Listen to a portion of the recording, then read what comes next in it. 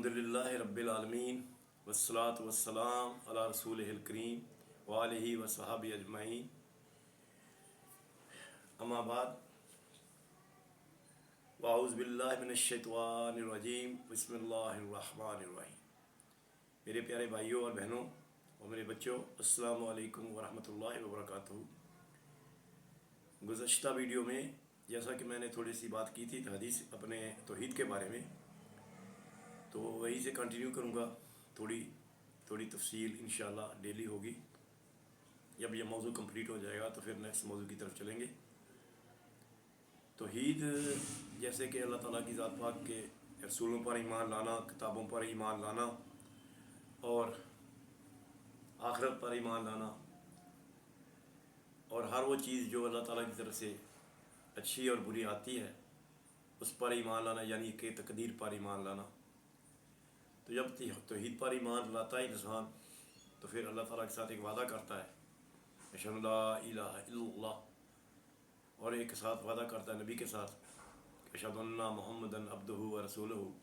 तो जब ये वादा हो जाता है तो फिर वो मुसलमान मोमिन हो जाता है, तो फिर वो दीन की तरफ निकलता है। तो दीन के 3 असूल बयान किए गए हैं जो उलमा इकराम ने, मुहद्दिसीन ने बयान किए हैं। वो 3 असूल हैं। तीनों असूलों में से एक है बंदे का अपने रब की मार्फत हासिल करना,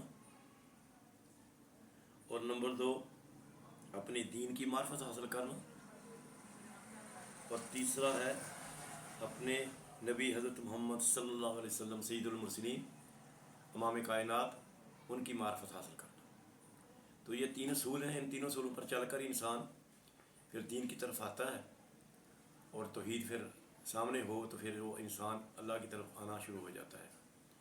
तो फिर ऐसे लोगों के लिए अल्लाह ताला का हुक्म है नाज़िल होता है कि अल्लाह अपने ऐसे बंदों के लिए हुक्म फरमाता है।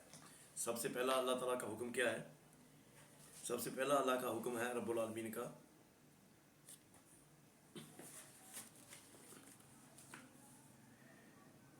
अल्लाह हुक्म देता है तौहीद का और शिर्क से दूर रहने का।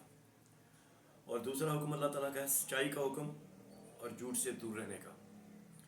तीसरा अल्लाह ताला के हुक्म अता फरमाते हैं, अदल और इंसाफ का हुक्म देते हैं और जुल्म से रोकने का हुक्म देते हैं। फिर अमानत का हुक्म दिया जाता है और ख़यानत से परहेज़ करने का हुक्म दिया जाता है। और फिर सर वफा का हुक्म दिया जाता है और धोखाबाजी से रोका जाता है। और फिर वालिदैन की फर्मा बरदारी का हुक्म देता है अल्लाह रब्बुल आलमीन, और नाफरमानी से, उनकी नाफरमानी से रोकता है। फिर अल्लाह ताला की ज़ात पाक कराबतदारों से सिला रहमी का हुक्म फरमाते हैं और कता तलकी से रोकते हैं। और फिर अपने पड़ोसियों के साथ हुस्न सलूक का हुक्म देते हैं और बदसलूकी से रोकते हैं।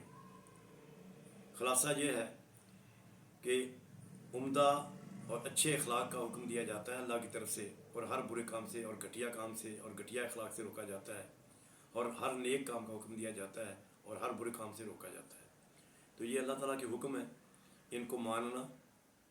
सबसे पहला हुक्म जैसा कि मैंने अर्ज़ किया तौहीद। तो तौहीद को समझने के लिए, तौहीद तो जैसे मैंने अर्ज़ किया 2 किस्म की तौहीद थी, एक मार्फत असबात और दूसरी तौहीद है अबादत। जो मार्फत वाली हदीस है, अपनी तौहीद है, इसको तो मक्का के काफिर भी मानते थे। जब अल्लाह रब्बुल आलमीन कुरान में फरमाते हैं कि इनसे पूछो तुम्हें रिज़्क़ कौन देता है, मुर्दा को जिंदा से कौन निकालता है और जिंदा को मुर्दा से कौन निकालता है, तो वो आगे से कहते थे कि अल्लाह। तो फिर अल्लाह ताला की ज़ात कुरान फरमाते हैं इनसे पूछो, फिर किधर उल्टे घूमे जाते हो तुम लोग, फिर क्यों नहीं बात मानते। तो ये थी मार्फत की तौहीद।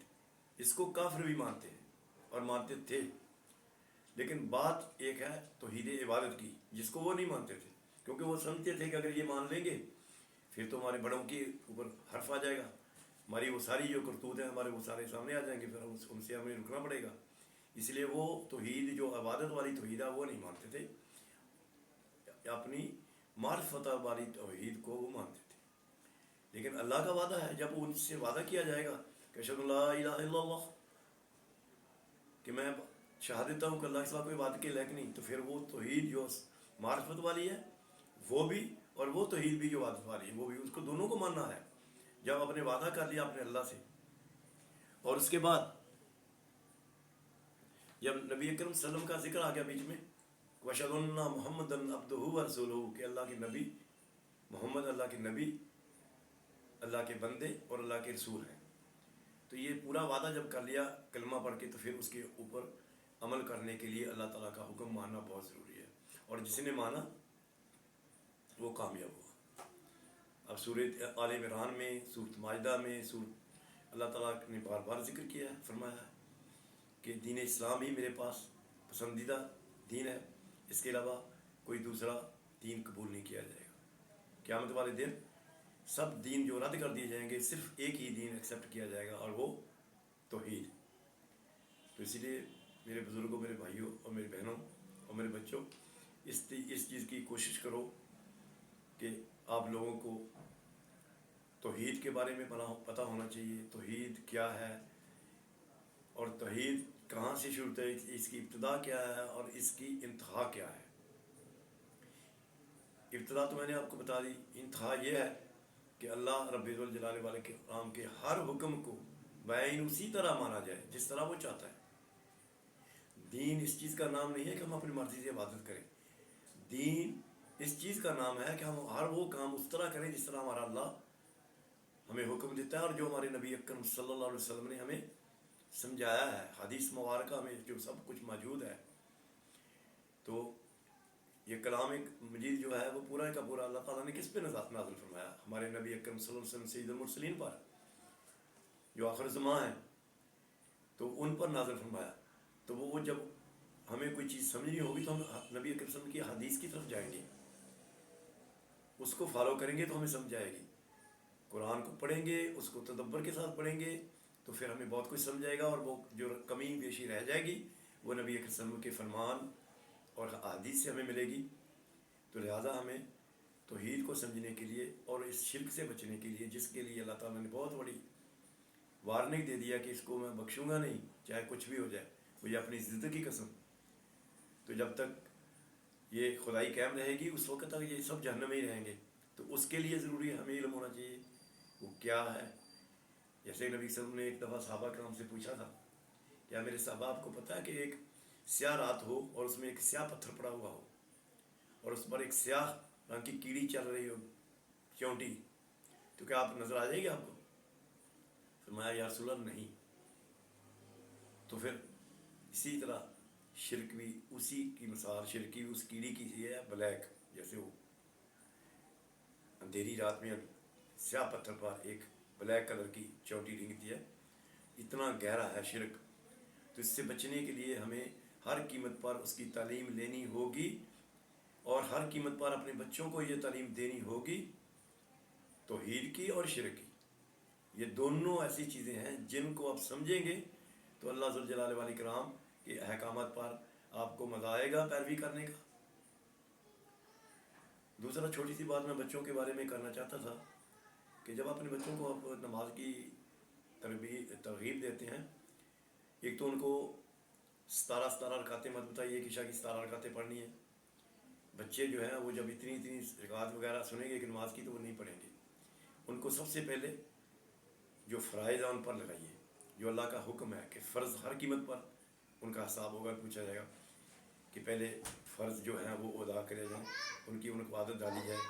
جب ان کو عادت پڑ جائے گی، جب وہ اپنی نماز پڑھنا شروع کر دیں گے، تو پھر ان کو بتائیے کہ یہ بیٹا یہ جو دوسری نمازیں ہیں ان کا اجر اور ثواب کیا ہے، ان کے بارے میں کیا تاکید فرمائی نبی صلی اللہ علیہ وسلم نے، اور کن کن نمازوں کے ساتھ کن کن سنتوں کو کس طرح پڑھا، یہ سب چیزیں بتائیے۔ لیکن سب سے پہلے ان کو فرضوں کی ترغیب ڈالیے۔ اور نمبر دوسری چیز جو میں اکثر اپنے بچوں کو بھی سمجھاتا ہوں، آپ کو بھی یہ کہنا چاہتا ہوں کہ اپنے بچوں کو جب نماز کی ترغیب دیں یا ان کو سمجھائیں تو یہ مت کہیے کہ نماز پڑھیں، ان کو کہنا بیٹا نماز قائم کریں، اور نماز قائم کی بھی کرنی ہے، کس طرح کرنی ہے۔ سب سے پہلے ایک بات تو یہ ذہن میں رکھیں کہ جب بچے کو آپ نماز کی تعلیم دینی ہے نا، تو اس کو جو نماز کے اندر پڑھا جائے، خاص کر ہمارے الحمد شریف جو یہاں پہ رکوع کرنا ہے، تشہد میں بیٹھنا ہے، سجدہ میں جانا ہے، تو کون سی دعائیں پڑھنی ہیں، کس چیز کا ذکر کرنا ہے، کون سی اللہ تعالیٰ کی تعریف کرنی ہے، اور اس کے معنی ہونے چاہیے۔ جس طرح اللہ تعالیٰ نے فرمایا کہ میں نے جو صورت فاتحہ ہے میرے پیارے محبوب سیدنا مسلم، میں نے جو صورت فاتحہ ہے اپنے اور مومنوں کے درمیان تقسیم کر دی ہے۔ اگر آپ غور کریں تو آپ کو احساس ہوگا کہ اللہ نے اس کو تقسیم کر دیا، کچھ حصہ ہمارے لیے، کچھ اپنے لیے۔ جب ہم اللہ سے مانگتے ہیں وہ ہمارا ہے۔ تو نماز ساری کی ساری دعا ہے۔ جیسے ایک صحابی نے رسول اکرم صلی اللہ علیہ وسلم سے پوچھا تھا کہ یا رسول اللہ سب سے بہترین عبادت کیا ہے؟ فرمایا عبادت سب سے بہترین عبادت دعا۔ تو نماز بھی پوری کی پوری دعا ہے۔ آپ کو پتہ ہونا چاہیے آپ کیا مانگ رہے ہیں۔ جب اللہ ذو الجلال والاکرام کے سامنے کھڑے ہوں تو آپ کو پتہ ہونا چاہیے آپ کیا کہہ رہے ہیں۔ الحمدللہ رب العالمین، میں تعریف کرتا ہوں اپنے رب کی جو دونوں جہاں کا مالک ہے۔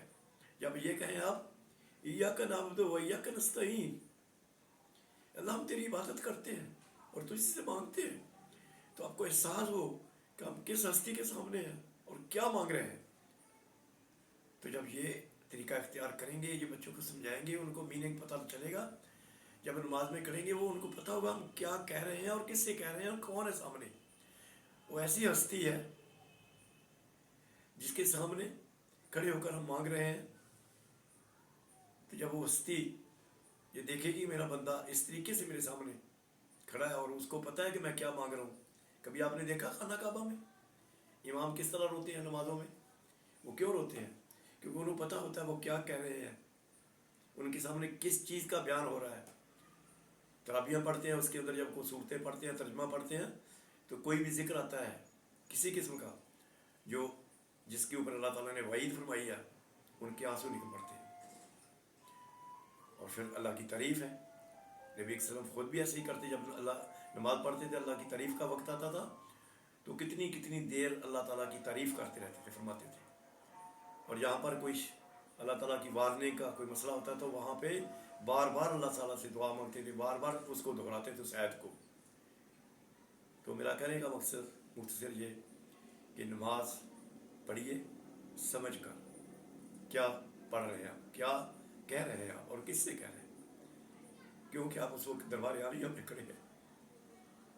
آپ تھوڑی سی مثال لیں دنیا کی، آپ کسی دفتر میں چل جائیں کسی افسر کے سامنے تو آپ لوگ اونچی نظر نہیں کرتے کہ جہاں ایسا نہ ہو کہ میری کسی حرکت سے یہ اس کو ناراض کی ہو جائے۔ تو آپ سوچئے ذرا، رب کائنات ہے، اس کے سامنے جب ہم کھڑے ہوتے ہیں تو ہمیں وہ احساس وہاں ہونا چاہیے یا نہیں ہونا چاہیے؟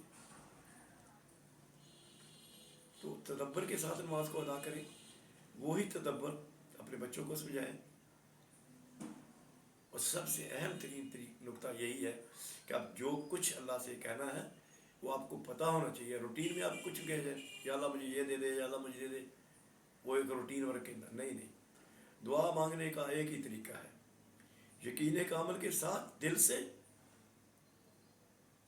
اور پھر زبان سے اسی احترام اور معزز طریقے کے ساتھ زبان سے۔ اور ایک چھوٹا سا طریقہ اس میں اور ڈال لیں، وہ آپ کوشش کریں، آپ کی آنکھیں بھی اس کا ساتھ دے رہی ہیں۔ اسی طرح نماز ایک دعا ہے، جب اس کو ادا کریں اندر آپ کا یقین کامل ہو، اور آپ کی جو زبان ادا کر رہی ہو وہ اندر سے اندر تھوڑا آپ کا جو دل ہے جو یقین کے ساتھ اسی کو وہ جو ادا آپ کی زبان کر رہی ہے اس کو آپ کا دل یقین کے ساتھ ادا کرنے کے لیے آپ کو اکسارا ہو۔ اور ساتھ پھر اگر تیسرا آپ کے جسم کا ایک حصہ ہے، اگر وہ ساتھ دے دے تو پھر کیا کہنے، وہ ہے آپ کی آنکھیں۔